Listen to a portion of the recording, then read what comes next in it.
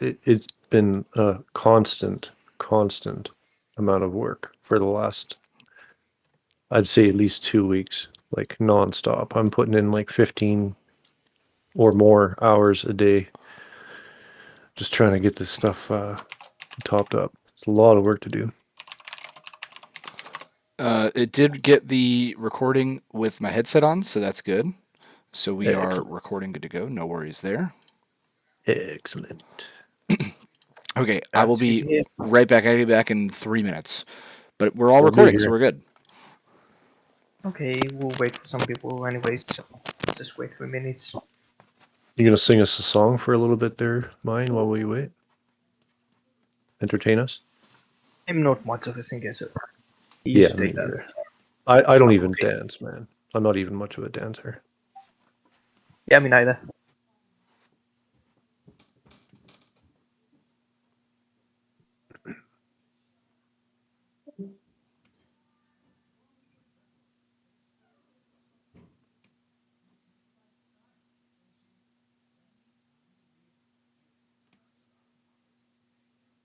What should we talk about today? What do you think? Like we haven't Oh, planned wait. this out or anything.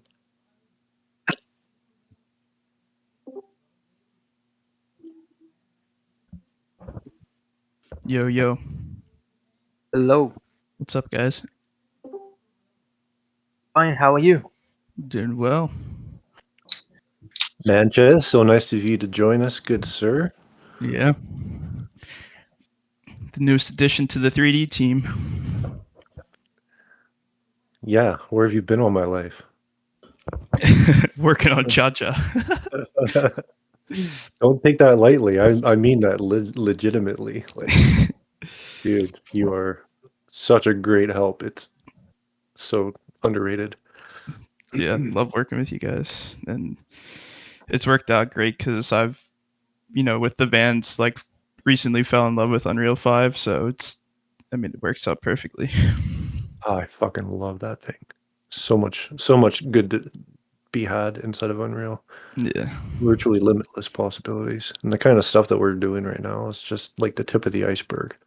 Yeah. It's like you get that momentum where it's like all these ideas start flowing, but it's like you just can't push buttons fast enough to make it happen. Yeah. So you gotta kind of like take it in like strides, like one little step at a time, and one little movement kind of thing. Yeah, it's almost frustrating sometimes because you're like, how come I can't work faster? Yeah, there's so much to do. Like fucking having two computers side by side doesn't make it any quicker neither. So I've tried, it doesn't work. Having another GPU would help, though. Yeah, those Threadrippers are definitely looking pretty right now. Wonder if we're gonna be getting a Christmas bonus this year. That'll help for the Threadripper and a couple of 4090s, double Yeah, stacks. 40 series, so let's hope that they don't get scalped this time. Oh man, yeah, I remember that. It was like 2 years ago or something. Some dude had bought up like pallets worth of fucking Yeah. GPUs and just like flooded the market with them afterwards. That Marked was them up. during like the COVID supply chain, so like nobody could get GPUs. That's why I bought a pre-built PC because I couldn't find a 3080 anywhere. Yeah. So Right. far, they had some like huge prices here. All right, boys, I'm back. Come back, We missed puppy. you. Oh, we got Manches in the house too. Might be some extra exciting stuff for people to tune in today. Very excited to have everyone here.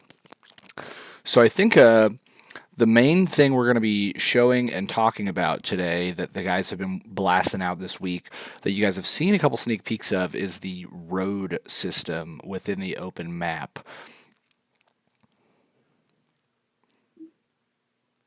So I don't know, That's what. Kinetic or Mine, if you want to start your stream.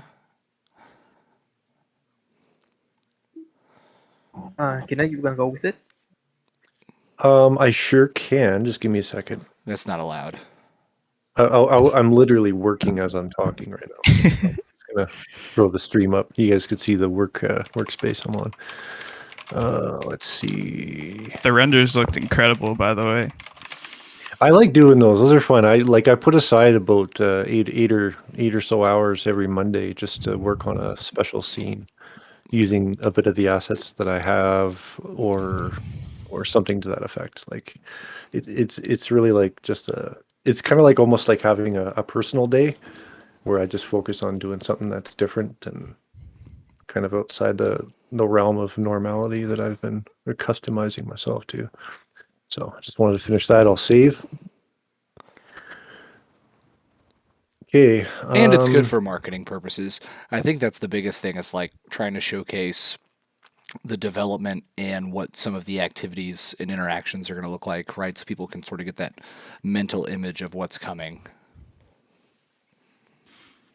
Yeah, it'd be super cool. I don't know if we have one already, but to make like a Yaku TikTok, because I've been seeing a lot of game developers like just pop off on TikTok showing their process and like creating a game from scratch. So That's a Mikey thing. I think Mikey's got that TikTok yeah, down to he's an art now. the Zoomer, even though Yeah. I'm also a Zoomer, but I won't lie, TikTok is easily the social media I'm spending the most time on now outside of Twitter.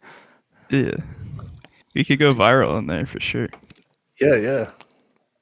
Yeah, it's definitely it's that because it's so fast to get the amount of information that would generally come out in like a podcast or something. It's all out in like 30 seconds, right, or less. And it's Yeah. kind of crazy how creators have like perfected the art of compressing information down into those little digestible chunks, and it's literally addictive. Like scientific Yeah. studies out the yin yang trying to tell you about like why the dopamine rush is real, right?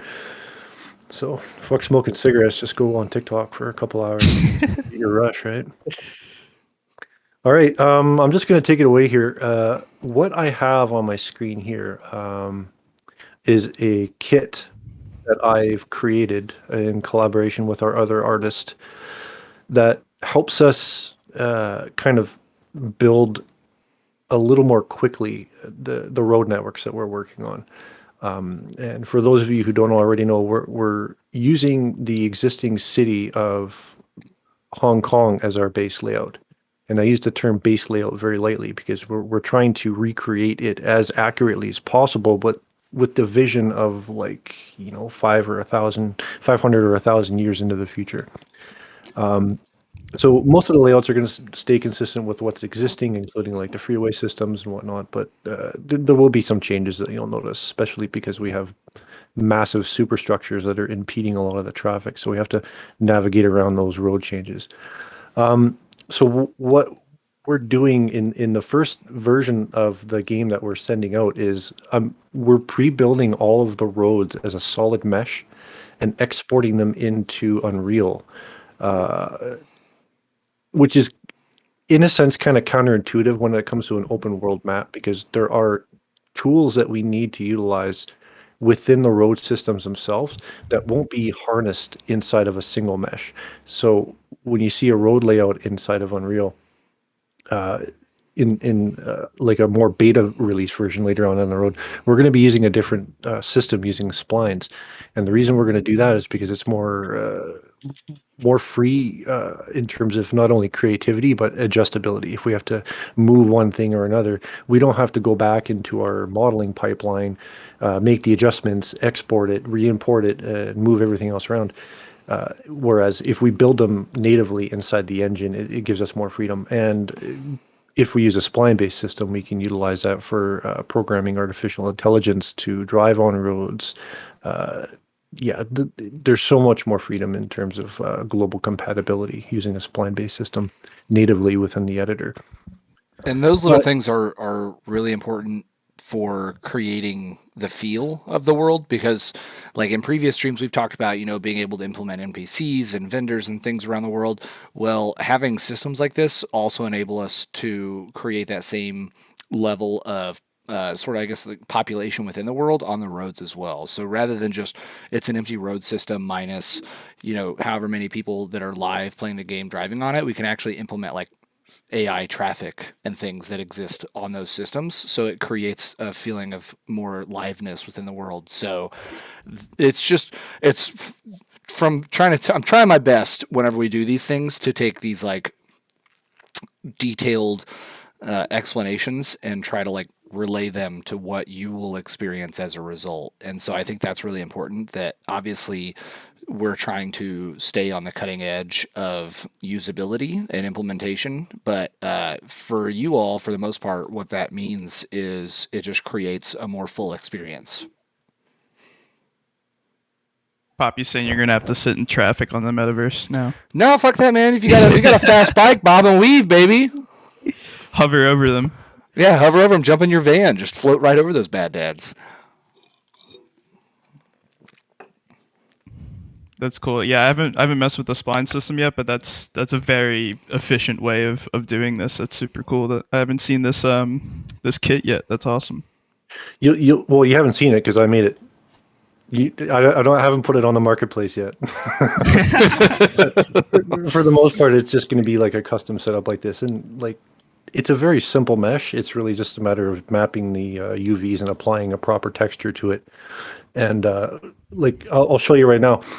The mesh now has a couple of modifiers that are native to Blender that work really well for creating, I don't know, just watch. Now we can basically procedurally make a system of roads that do just about whatever I want. Now I just extrude some more, rotate. This is the kind of thing that we're looking at doing natively within inside of Unreal Engine. And now within a matter of seconds, after doing all that pre-work, now it's just a matter of getting the splines to work for us, and we can trace out road systems, and then the meshes will be applied directly to them.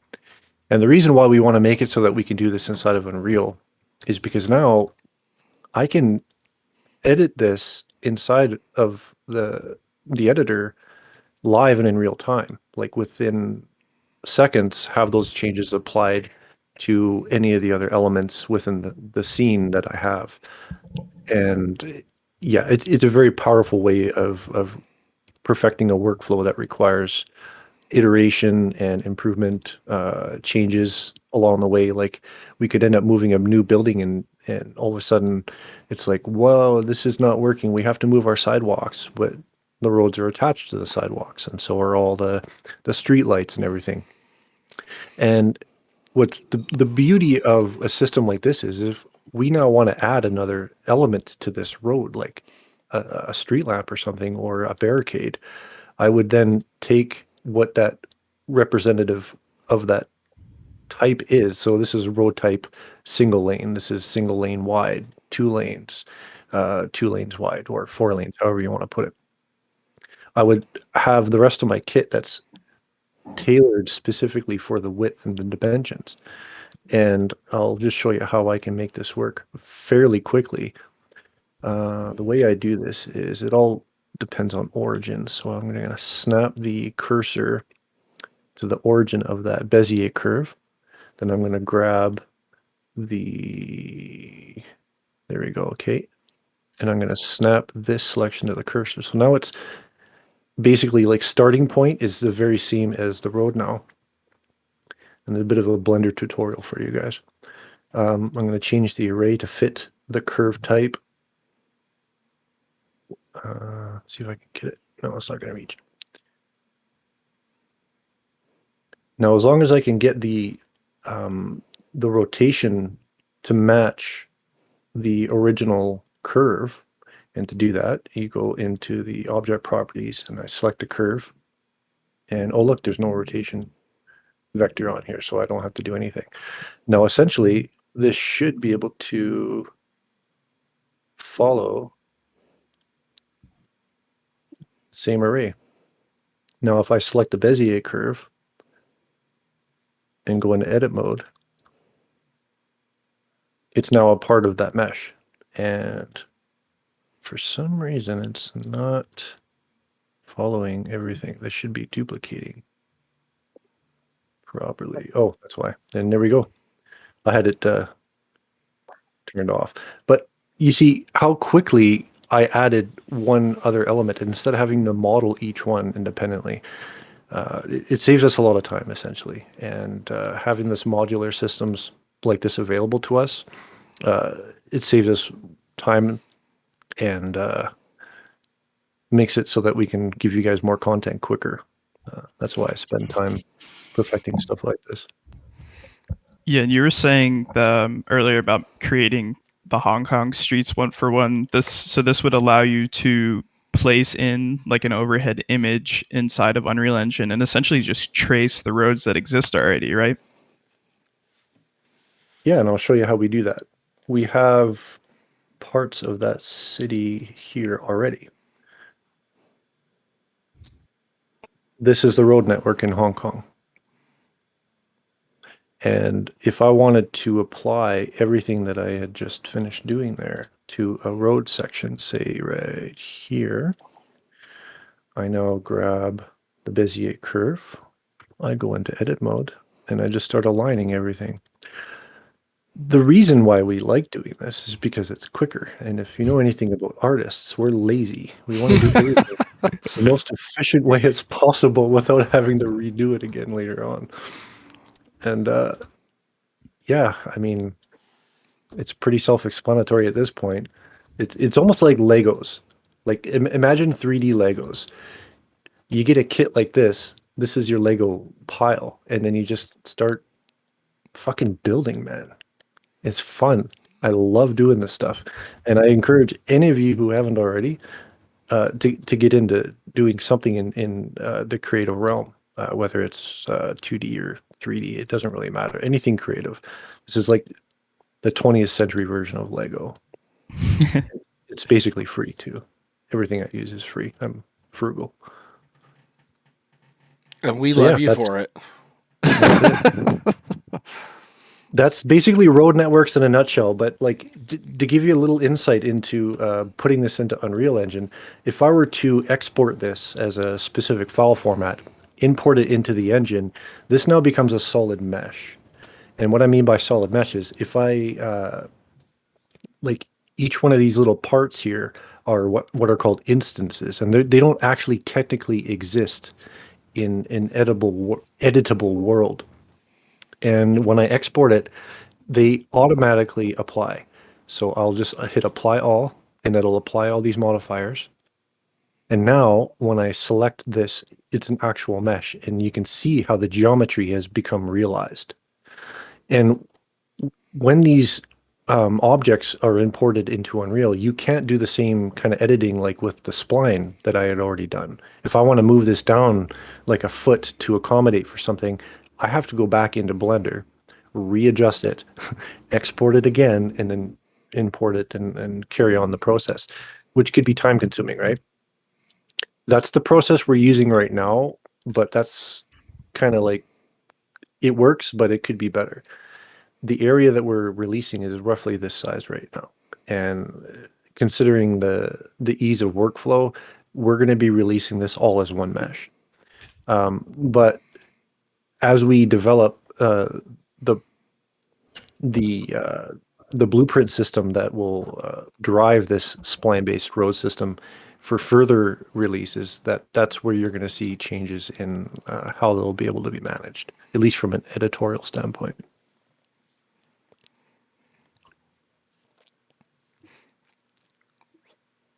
So generally speaking, when the roads are all set and ready, since we do have Manches in here, who is obviously the core team member of a vehicle-based project, Manches, how would you describe the actual driving on the roads in sort of the first iteration that people are likely to engage with, as far as some of the questions that we get regularly are like variations in speed, variations in driving dynamics, and things. My hunch, and so I figured it'd be good to talk about, is that probably in iteration number one, all vehicles will probably drive pretty similarly, and then over time we'll be able to get a little more complex in things like variations between engine sizes, how exactly vans corner versus bikes, and adding more realistic elements as far as like lean and things like that. I assume that iteration one, people will probably experience a pretty similar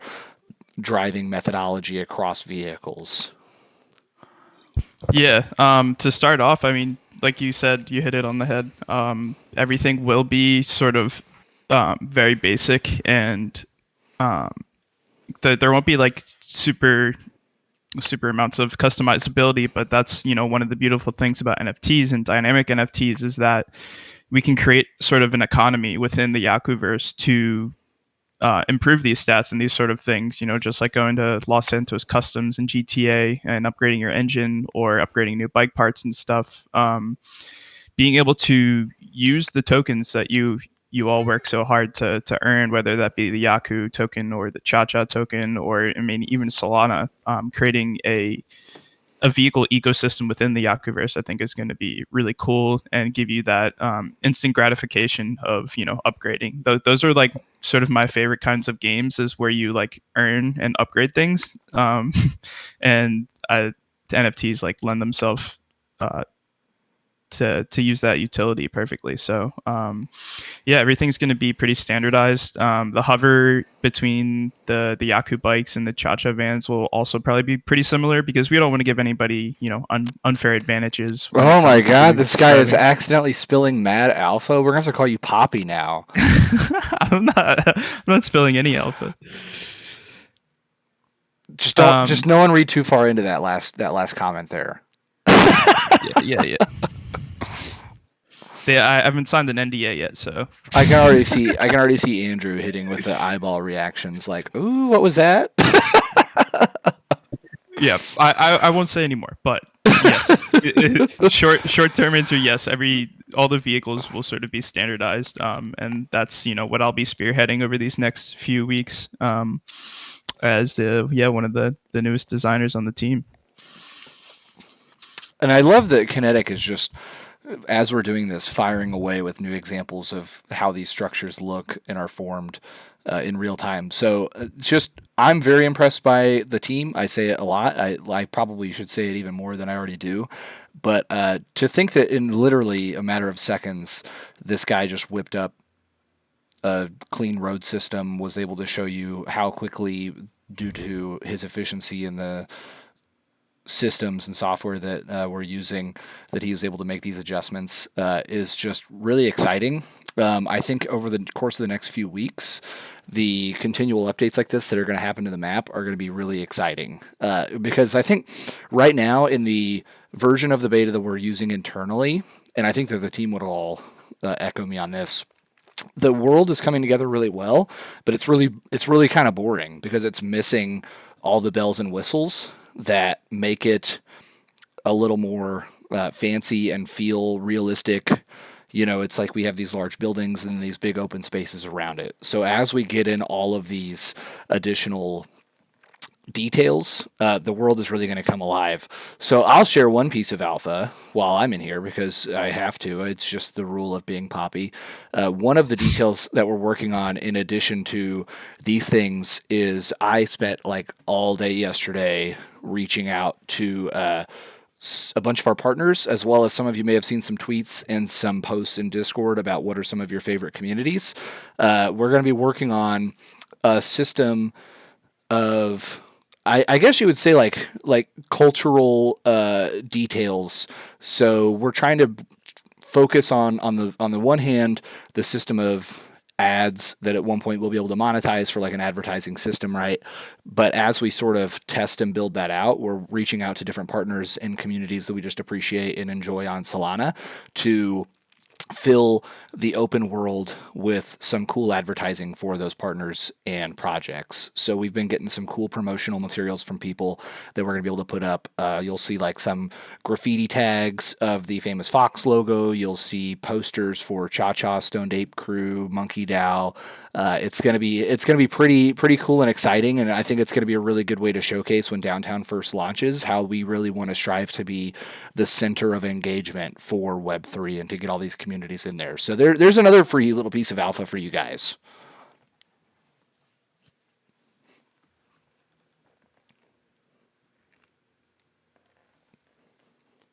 Yeah, that's going to be a pretty big thing in the future, especially for projects that want to get their name out there and stuff, is buying ads and billboards and stuff inside of the metaverse to showcase their projects. Like, I know Yukio already came to me. I'm pretty good friends with their team. They're like, "Yo, you gotta hook us up with Yaku so we can get a billboard for our Yukios in there."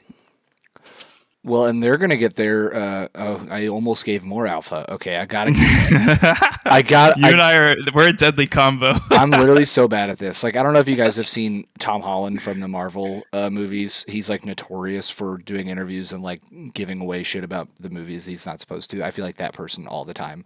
But so what's not a secret is that yes, Yukio has avatars that the Cha Cha team is working on for creating for them, 3D ones. And so those will get integrated. So everyone already is aware of that. And then I'm going to end my statement there. Just with a terribly awkward cutoff. Here's a question, Kinetic, because I see you doing crazy shit with the roads right now. In a world where you actually create a road structure like this, is it possible? And I legit have no idea. So you could be like, "Ha, you're an idiot. That's not possible." Or you could be like, "No, it's very true." Would it be possible to like adjust the physics of like a specific structure, like for example roads, where if it like is in a loop, you can actually drive on that loop upside down and your vehicle won't just fall off of it? Or is that just like the dumbest thing I've ever said out loud? You can basically do all of that. Yeah, everything you just said is possible. It just adds to the complexity of the back end, like the blueprint system. So I'm not sure exactly whether it's within a blocking volume or some kind of basically a box. You assign a box to a specific area in 3D space, and you should be able to change the physics settings within that one area. So when you enter into it, then those settings would take an effect. So if your gravity threshold is like 9.38 or something, as you enter into this threshold, maybe you can change it to like 2. So it's like boom, you're walking on the moon kind of thing, right? So basically what you're saying is anything is possible, but potentially significantly more difficult to implement. I wouldn't say difficult because I don't have to do it, but probably. Yeah, see, Yeah, like for me, it's fucking easy. let the vehicle guy do it, huh? Yeah. Do that for Manson. He's capable. No, but I think like as my experience with like the hover blueprints for the vans, it uses this thing called line tracing, which not to get like too boring dev talk, but essentially creates a vector with like infinite like touch points, so it can track how far it is off of the ground.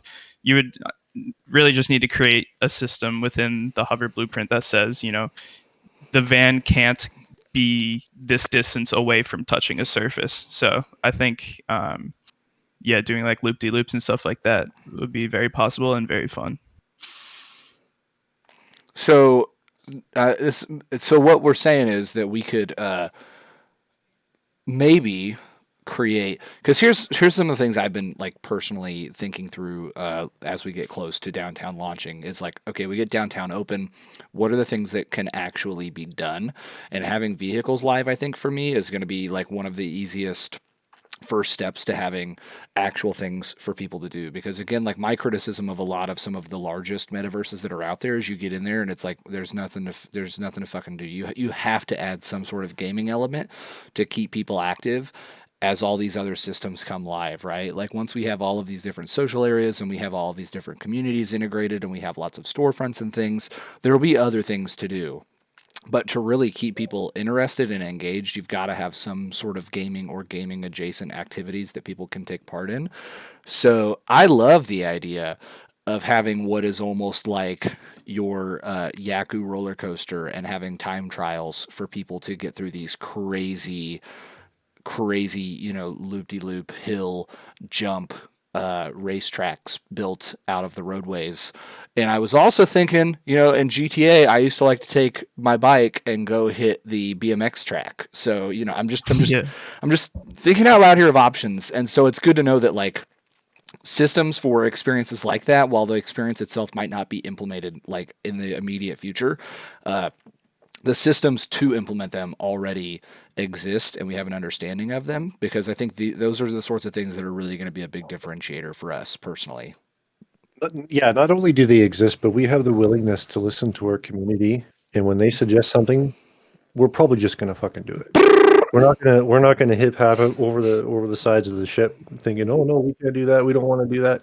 We're just gonna do it because we have the capacity to do it. It just won't take as much time. Or, sorry, it's going to take a lot of time to implement some things. So, like for instance, this first release, I can't promise we're going to have like that gaming aspect involved with the playability. It's really going to be like the first. It's not even a beta release. It's an alpha release, literally. It's going to have a lot of the content that we plan on using in the more beta version coming later on. But there's no limit to what we want to do. There's so many ideas, and like in our team chat, guys, we have so many ideas that we're trying to put into this thing, cram it all into once, and like, can we put this in the first release? Can we do that? It's like, no, I can't. It's too much. It's like Overload, right? it's like I don't know. Do you want the first release to be in March? Yeah, it's just like it's almost like every word character in our chat adds an extra day. So it's like, yeah, we're gonna keep everything point form more or less. The other things that are getting worked on right now, a lot of which we cannot talk about because I want them to be surprises whenever we announce them to get the full effect of things. But some things that we probably can talk about, if I had to guess, we are also currently working on. Oh my god, I had it. Now I'm totally brain farting on what I was going to say because my brain went down the rabbit hole of something I can't talk about. Oh, I hate that. Just That's say the everything. worst. It's fine. We'll keep it a secret. Dude, I knew you were going to say that. I knew someone would because it's required for you to say it. If you didn't say it, I might actually judge you out of concern because that would be very out of character. The other big things that we are currently working on as far as like map development and world expansion. Oh, I know what I was going to talk about because we can actually talk about this because we've shown sneak peeks. And Manchez, I'll give you a minute or two to maybe get something pulled up as well, and you can steal the stream here in a minute. Is we're working on the avatar updates. So you guys have seen some of the images and videos shared of what that looks like, and behind the scenes, what has been happening is we have been using some new software for the in-game avatars specifically to make them move a little more realistically, to make them look a little more high fidelity. It's also going to, and this is like really exciting for me, allow for a little more customization. So whenever that Yaku store first opens, we'll be able to work on a lot new, unique upgrades to your avatars that you'll be able to reflect. So like one thing that we were talking about the other day in chat, that there's not a single Yaku avatar that exists right now with facial hair. But we've already been testing some iterations in game of avatars that have like 5 o'clock shadow, beards, things like that. So again, like these are little tiny details that someone who was wanting the bigger picture might not care about that, but when we talk truly about like mass adoption and representation, all of those kinds of things matter and they add a lot to the realism. So we're really excited to be able to dive a little deeper into these sorts of things and not only dive deeper into them, but do it like in a realistic way. We're not talking like you're going to get 5 o'clock shadow and it's just like black ink on your avatar's face. I mean, it looks real. It looks legit. So, Manchez, I don't know if you've got anything that you can share quickly on a stream of sort of what that looks like in movement. Yeah, I definitely could. I was trying to fill the time there so you could get something ready. Sorry. Yeah, no, I already had it up. I've been working this whole time we were talking. My man. Bobby, you think that we could render one of the Yaku X avatars without a nose to stand in solidarity with Lily? You know, I think that is possible. Kinetic, I'm gonna. Oh, sorry. Go ahead. Oh, I was just gonna say with the new stuff. I mean, really, like we already were in a very good spot as far as like customization and realism, but these last few updates have really just taken it to a new level, and it's just really exciting. So yeah, I mean, we can do. I mean, if we really wanted, we could do no nose. We could do Michael Jackson nose. We could. I mean, the options are endless. Really, we could do witch's nose. Like next Halloween, that could be a customizable trait. I'm just excited about chicks with beards. That's all. You can start Wait, your own you want to see sideshow. you want to see chicks with beards? Here we go. Oh no. So yeah, if you tune into my stream real quick, you can see I'm using a program that I there it is. Oh god. Just don't. Yeah, I'm using this program called Character Creator that I've recently learned, and you can create like super realistic avatars and clothe them and give them custom hair and whatnot. So I could go into the hairstyle and give Lucy here, our female avatar, a bun, change the hair, and it's a really fun tool because you can edit a lot of the facial features and stuff just by like dragging. It's almost like a super crazy character creator like you would when you're creating your game character. So I'm working on Lucy right now. Lucy's not finished, but who is finished is Isoka, our male avatar we have right now. So let me just open that up real quick. But the avatars are pretty, they're AAA quality right now. Because this is a program that a lot of game developers use to create their avatars and to create their playable characters. So I'm super excited. I've been bringing them into Unreal Engine as well, testing out the physics and whatnot. So And so, sort of generally, how this works, so you guys know, and how it relates to like specifically your NFTs. So we can still bring in the existing work we've already done here, as far as like our base meshes, the meshes for all of the clothes and attributes, and all of the metadata of the existing NFTs can be brought into this environment, and then they can be sort of more well refined specifically for within the game. And then in addition to that, we can also much more easily, because a big issue I know we've talked about previously is when you're developing these avatars, not only do you need to make sure they look good in the profile picture, but you need to make sure they interact properly. So if I have like a knife, or excuse me, a sword on my avatar's back, and I've got a really large brim hat, sometimes, the way those things interact does not look correct. So the sword is like passing through the brim of the hat, right? And it's like an obvious glitch. So in programs like this, it allows us to better sort of test the interactivity of a lot of these different things. So not only can we go in and adjust our existing stuff, but it's also a great way to ideate new rollouts and make sure that as we ideate, we are accounting for those instances in the process, rather than going, oh, wouldn't it be sick if we did this, and then we make it and then we plug it in here and we realize, oh, it doesn't work properly, there's a misclick in how it interacts or whatever it might be. So this makes that process a parallel path rather than a step one, step two, if that makes sense.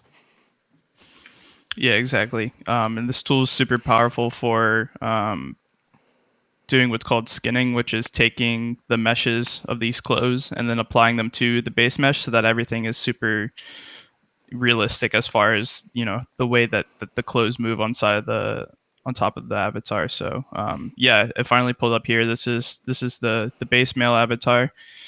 Could just hide the puffer vest. You can see he's jacked, of course. He has to be. And yeah, there's a lot of like animation tools in here too. I can make him walk so you can see and simulate basically how things move on the avatar. So like the clothes and his arm and whatnot. I have to turn off the turntable.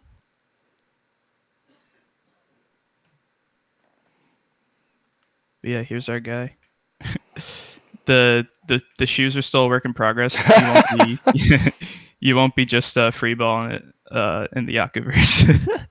But you can hopefully, maybe I'm not spilling alpha, but just like, buy some different shoes to put on them. That would be cool. But yeah, the hair is also done in a separate program and applied inside of Unreal Engine. So right now he's bald, but He's not yeah, I mean, fully bald. He's just trimmed down short. yeah, he's got the scalp hair. But yeah, I think the movement is just so fluid and everything just looks supernatural on him. Yeah, we had a weird issue at some point, and I don't know if maybe you want to jump in on this, where the old movement of the original Avatar. So even we're talking like 2 iterations ago. For some reason, the way that the skeleton was like porting in, he had like a weird sort of like hunchback effect going on. I'm not sure what you're talking about. On the original Avatar, he almost looked like kind of Yeah. hunched over, right? Whenever he was in the game, he had like a sort of a weird body stance, and they just look so much better and more realistic now. Oh yeah. One thing was that there was slight of a problem with a mechanic arm. So in the solder, which um, that that was working pretty much with a default Unreal Engine animations, and they had like pretty weird solder stance. The shoulders are way far back, and this gave this strange effect with the arm there. There's also like um, some sort of thing going on with the IK for the food. So IK food pretty much means that um, it's a system that calculates where the ground is, so it can place the food. And there was also something wrong with that, and it didn't calculate it correctly. And that would change where the legs were and bring them slightly forward. And in combination with the back and the shoulder, it was slightly weird towards that.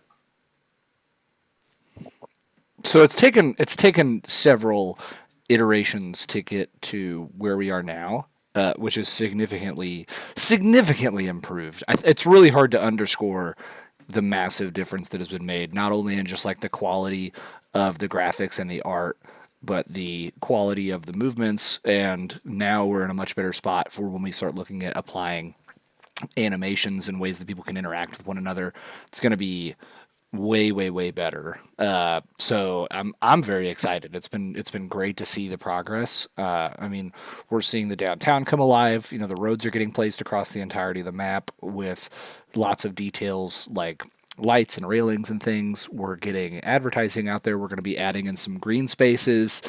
We're getting the avatars updated. I mean, truly, when the first release of the downtown comes out here soon, I think people will be very surprised at the level of quality that they are going to be experiencing. I don't know personally on Solana that there will be another live alpha that is of this quality. Like Star Atlas is really the only other project that comes to mind, and I don't think that they actually have just like an open alpha for anyone right now. I think there was a little while and there was something listed on the Epic Game Store by them, but I didn't get a chance to click into it because apparently by the time I had found it, there was like a limited number available or something along those lines. Anyway, all that to say, Star Atlas is like a huge multi-million dollar funded project building an enormous open world. So for me to even feel like I can make some kind of comparison to them is really exciting. It makes me very proud. Yeah, I got super excited just watching this. Like I could just watch this all day.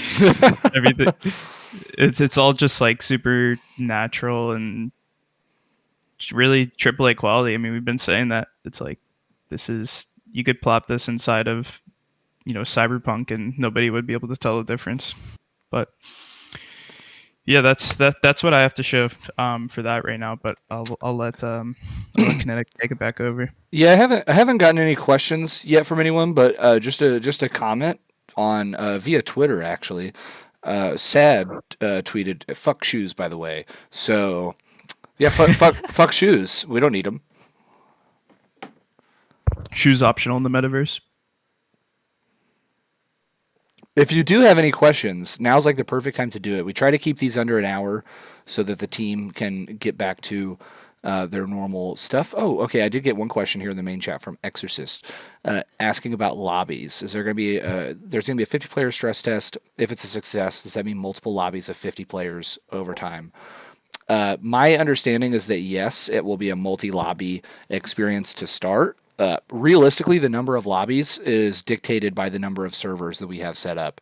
So it's probably going to mostly be dictated by users. Like if there's consistently 2,000 people trying to enter the experience on our end, we'll probably have to look at obviously with the market the way it is and still working on good long-term revenue streams, like we want to be careful and make sure that we're not spending too much on server space, but we want to try and accommodate as many people as possible. So it's really going to be dictated by the number of users. If on this first iteration we have 1,000 people constantly using it for a couple of weeks, and then it starts to sort of die off until there's new updates, then we'll sort of adjust as needed with that. But yes, my understanding right now, 50-person maximum lobby is the goal. If the stress test is too much stress, then it may be that we average out at like a 35-person lobby to start and work up from there.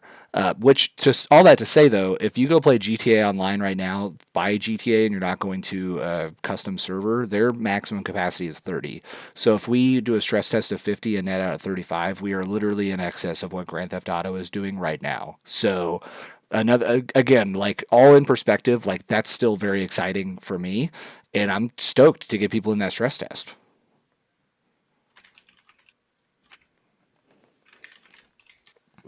What's the update on the Mac dev approval dealio? Oh God, I have no idea. I'll have to follow up with Daisaigen on it, but I can tell you I have previously had to do this before for a mobile app, so it's a little easier. But it's you have no idea how long it's going to take. So when we were first doing our mobile application stuff on our own, when I was doing this, it took like, I want to say 5 weeks to get all the approvals. It was a whole fucking hassle. You had to get them like your documentation on your corporation. You had to get them like your tax info. You had to get them. They have to do like a security screening on it to make sure there's nothing salacious or lascivious in there. So it's like a whole fucking process. So I don't know what the last update was from that yet, but I can follow up and find out for sure. But it's fucking difficult. And I don't know if you guys saw the stuff today from Coinbase wallet with Apple. Mm-hmm.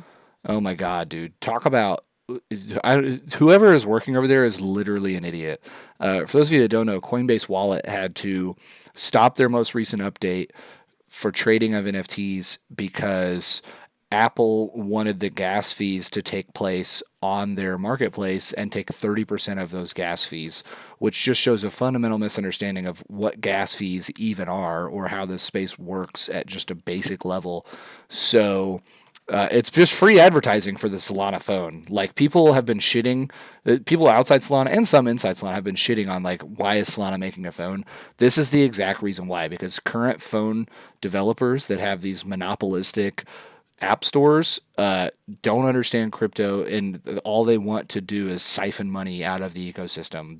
They don't even want to learn enough to understand what gas is. They just want to monetize it somehow. So yeah, it's just a crazy, crazy thing. So I'm very excited for the Solana phone, and we do have on our end the access to the SDK for the Solana Saga phone. So at some point, we're going to be working on for the app at Yaku.ai to get it involved in there. Hello. What's up, Sad? Also about the Coinbase thing, it's really weird because they're not the only app allowing transactions on the App Store. So what happens to Phantom now, for example? Yeah, I have no. It literally makes no sense. It's so insane. It's such a like I forgot how to say it, but such they don't have a grasp of the whole concepts about it. It's so weird. No, and I can only assume they just started with Coinbase because like they're the big name, right? So it's easier for them to end up on their radar. It does make me nervous about literally what does that mean for all other mobile wallet apps, right? Like MetaMask, Phantom. At some point, if they decide to take that same stance with them, there goes the entire mobile crypto ecosystem. Yeah, what right? happens to Binance app? Like, is Binance not allowed to make transfers on the phone app now, or what the hell? But about Ayako, I had a question. So what happened with the launch of the first alpha, version that was supposed to come around this week? What do you mean by the lounge? So there was Oh, supposed to be like a version available now, right? yeah, I think I understand. Yeah, so pretty much, if I remember correctly, also Bobby can confirm, we made a poll about that. So we Mm-hmm. had two options. First option was to release a version without the downtown yet, and people can try like the Monkey Tower stuff we did like on the top of the Monkey Tower area. And the other option was to just wait a few weeks more so we can have the part of the down playable in the first release, so we can walk around the fairy pier and stuff. And if I remember correctly, then the most votes were for the wait, so people can play in the downtown as well. Oh, okay. Oh, I must have missed that because I didn't see it. But that sounds reasonable. Also, huge congrats to the streams. I tune up weekly, and the work has been like amazing. I'm blown away by the quality. Very much. That's all shout out to the other. Obviously, don't give me any credit. That is all these guys. Yeah, I've been like really paying attention to everything's been going on. People aren't ready. That's all I can say. Bullish. I completely agree. I think that there's like a big misunderstanding on where we're at in the development and the quality of it. So once that first version is out and playable, one, it's going to be way easier to ramp up marketing because we'll actually have like a product that people can participate in that has more to offer and more to see and do. So I think it's going to be a lot easier to communicate that to people and to get them involved. And also too, yeah, I just for me it's always like so there's a psychological term called expectancy violation, and it's just that if you expect a certain outcome and an outcome differs from that, you have a more robust reaction to the outcome that you were not expecting, right? So like if you go see your neighbor every day and you take them flowers and then one day you show up with a baseball bat ready to whoop the shit out of them, they're going to have a greater reaction to that because they weren't expecting it. So to me, that's like the exact position we are in, where I don't think that people are expecting the level of quality, the level of interactiveness that's going to be there, and down the line, the level of interoperability. And we do have a couple, like 2 or 3 secrets still up our sleeves related to this first beta launch that I am not going to share despite wanting to so badly. But we have 2 or 3 other extra little secrets that we have not really hinted at even yet that they're going to be ready by then. So very excited for those. We did get one other question from BJNR150. And he was asking, and I'm going to ask Kinetic, I'm going to ask you this, I think. Will the Astros be able to remove their suits to see the avatar underneath? My understanding is that at a minimum, you'll be able to remove the helmet because we are doing all of the faces inside. Now, the caveat there is going to be if we're able to do that, since there's not like active traits for a lot, for not for all, but for a lot of them, they have very similar like faces inside the suits. There's obvious exceptions to that, like the one that has the ape inside the suit, right? So there's some of them that they're more specific, but that's the only thing is that if you like remove the helmet, there's no like underlying traits. So maybe in the future, that's something we look at in the Yaku store, like adding new traits specifically for those astronauts' faces and things underneath the helmets if you want to remove them. But I don't know about the full suit. Kinetic, what do you think? That's actually a really good question because, like, if we make it so that it's a suit, then why couldn't we just treat it as if it was a piece of clothing, right? In terms of like how we change traits. So right now, currently, we have a system set up in the capsule where you get on this this table that rotates, and you can choose between clothing options or anything else you hold in your wallet. The question would then lead, why don't we treat the suit as an actual suit instead of a completely different avatar. And if we do the latter of the two, what does the underlying avatar look like? Is it actually a monkey, or is it actually like a skeleton for those who have those traits, or is it just a regular Yaku avatar? We haven't decided how to do that yet, or whether or not we're gonna apply that to any releases coming up soon. But right now, I don't really have a full answer for that. Yeah, I think it's definitely doable. It's just what does that rollout look like, right? Because there's a couple ways to skin that cat. Like you said, you could treat it just as like a piece of clothing that could be removed. You could treat it as the just the head portion, like I was saying, is potentially movable, because those are like, just in thinking, if you take off the suit, then it's just a naked, traitless character, right? And then there's only a couple of different examples on the current art and metadata of different characters within the suit. So I mean, you could make it where if you have a skeleton, you can remove the suit and it's like a skeletal body. I don't know that that would be like super hard to implement, but other than that, it's going to be like a very basic avatar. So it's just something to think through. We did get two other questions actually from Among Face. I missed them. The first question was with regards to, oh shoot, I had it. Darn it, where'd it go? How does the downtown connect to properties? Okay, so this is actually, thank God, this is actually a very easy one for me to answer. So your capsules will live within Yaku Tower. If you have one of the other partner integrated collections that have an existing other DAO tower, so the two that are going to be live first are Monkey DAO and Stoned Apes, your capsule will be able to live in there. And basically, how that system is designed to work, I don't know that the first iteration will be quite this complex, but the idea is that the buildings are made to hold a maximum number of capsules. And when you log in with a different avatar, yours essentially occupies one of those spaces. So within Yaku Tower, your capsule always has its designated space. And if you log in as a Stoned Ape crew member, you log into your designated space within that tower, and then your space within Yaku Tower that's no longer occupied is essentially just dead space within the building. And then to access the map, you'll literally just walk through your front door. So your front door will be a part of the tower. You'll be able to walk right out of it, take the elevators down to the main floor, and walk right out into the road. It'll truly be an open world experience. It's not like you're having to instance between experiences.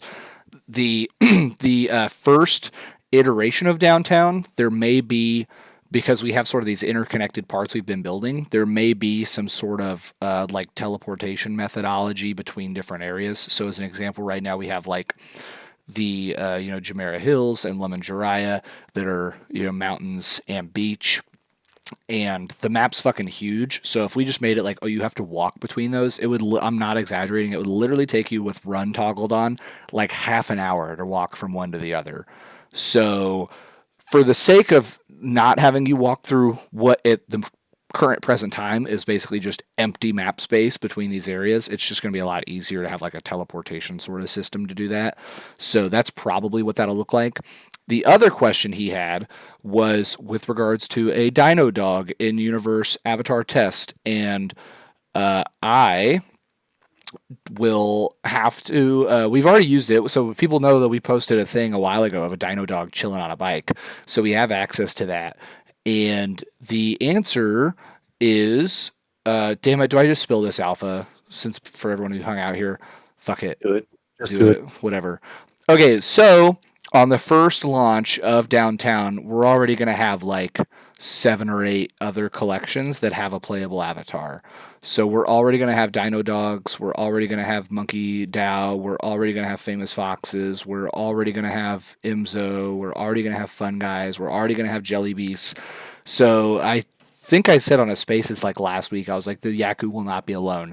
We'll already have all those guys in there. It, for the start, will be just a single avatar that if you're a holder, you'll be able to toggle to that avatar.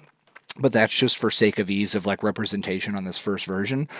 And then on a future version, we'll actually have, like the full collection integrated in there. And sort of the reason why we're waiting is because we're really trying to figure out what is the way through which we're going to go about this, because on the one hand, if we have as a file download for the game all of these individual NFTs integrated. You log in, you have it, it loads it. It's going to make the file size huge.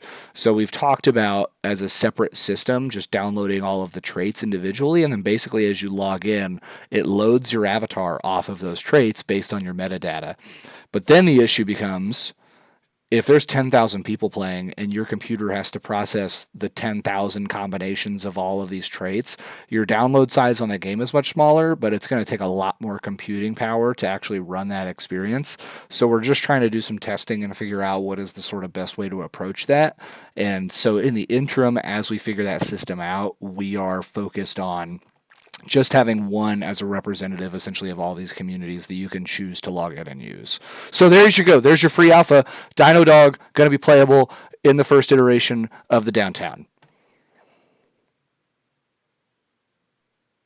I wish I had a soundboard. I could do the air horn right now. You should get one. Yeah, you can buy one. A Steam Stream Deck. That's how it's called. What the fuck was that? But you can buy one for streaming, and it's not expensive, I think. I normally, when we're doing it on like Spaces, I just go to like soundboard.com or whatever it is, something super basic. But I'm doing the headset thing on here for the first time, so I need to figure out something that's a little better and one that doesn't have so many options. You go to some of those like websites for the soundboards, and you type in air horn, and it pulls up like 90 different air horns. And I'm like, I just need like maybe two. Probably one is sufficient. Like the popular one. Yeah, the one everyone knows, right?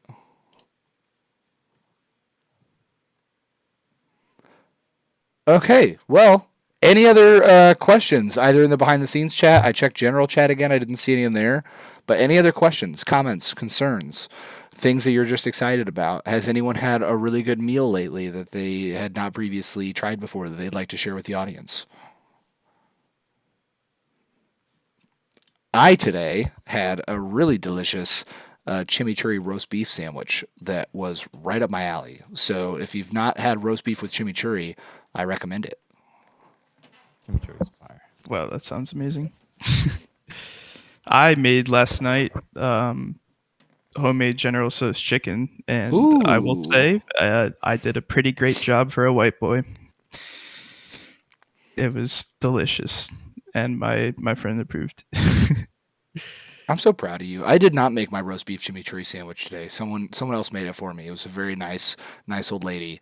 So I think if I would have tried to make it myself, I mean, it's a sandwich, so is it the most impossible thing in the world? No, but I don't trust myself to make a good chimichurri because I know that it's quote unquote simple, but I've tried before and there's just always something seemingly missing, and I don't know what it is. But at some point, I need to go down to South America and get the secret sauce, literally.